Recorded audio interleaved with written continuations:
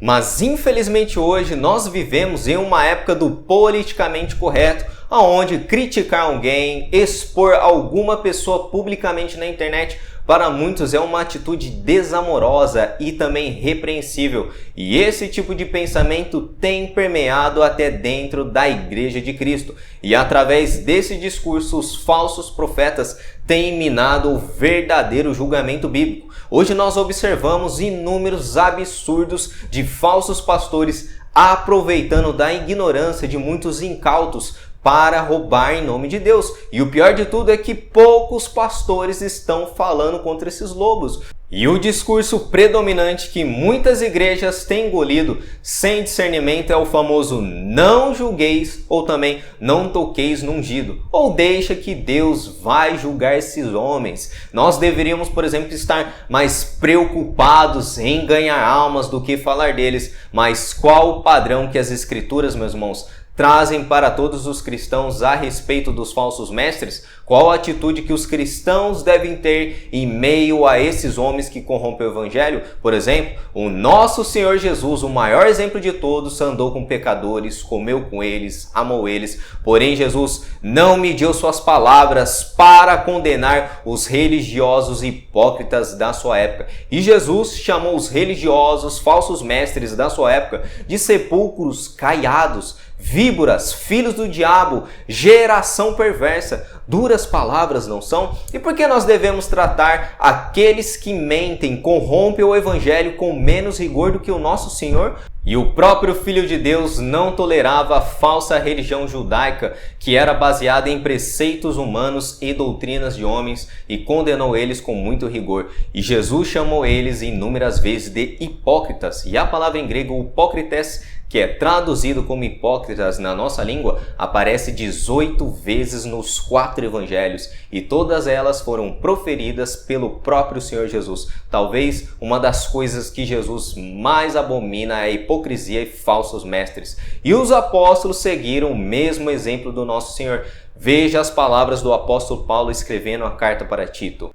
Pois há muitos rebeldes que promovem conversas inúteis e enganam as pessoas. Refiro-me especialmente àqueles que insistem na necessidade da circuncisão. É preciso fazê-los calar, pois com seus ensinamentos falsos têm desviado famílias inteiras da verdade. Sua motivação é obter lucro desonesto. E essa carta de Tito é conhecida como as cartas pastorais, onde o apóstolo Paulo escreveu 2 também para o seu amado discípulo Timóteo.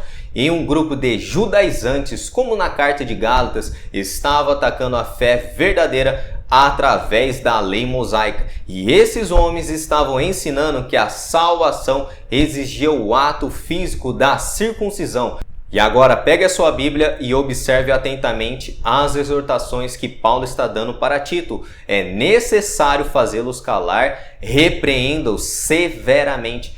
Essa exortação que Paulo está dando para um pastor, seu discípulo Tito, meus irmãos. E nós encontramos um tom mais forte da sua carta, escrevendo para os crentes da Galácia, onde Paulo até amaldiçoou aqueles que pervertessem o evangelho. Veja comigo. Que seja amaldiçoado qualquer um, incluindo nós, ou mesmo um anjo do céu, que anunciar o evangelho ou boas novas diferentes das que nós lhe anunciamos. E Judas, não traidor, o meio-irmão de Cristo, ele escreveu isso em sua carta, que é a penúltima carta antes de Apocalipse. Veja comigo.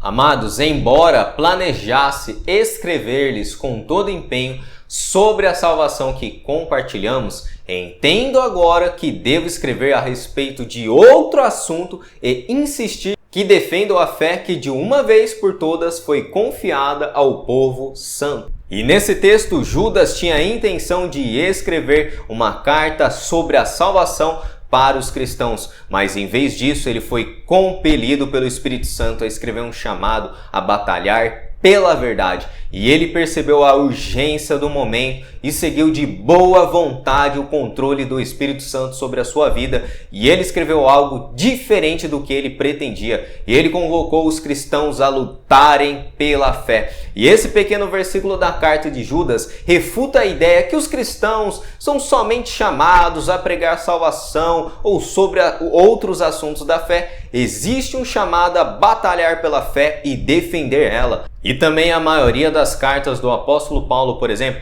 tem características doutrinárias e severas repreensões contra os falsos mestres. Então, quando a verdade ela está sendo atacada, Paulo ensinou que os cristãos devem defender a verdade a qualquer custo. Paulo, por exemplo, ele citou Pedro publicamente quando o mesmo cometeu hipocrisia entre os gentios. Paulo citou Demas, que abandonou ele amando esse presente século.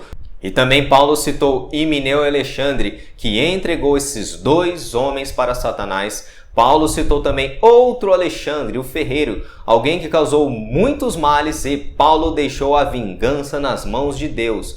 Também João citou Diótrefes, aquele homem que era ambicioso e desejava o primeiro lugar na igreja e também o reconhecimento. Alguém que também proferiu palavras maliciosas contra o próprio apóstolo de Cristo. À luz de todos esses exemplos, meus irmãos, fica difícil chegarmos a uma conclusão que julgar e expor falsos profetas publicamente é errado. Na verdade, os cristãos são chamados a lutar pela verdade e também defendê-la. E o que me deixa talvez indignado é que muitos pastores fiéis da palavra de Deus, pastores bíblicos, estão calados.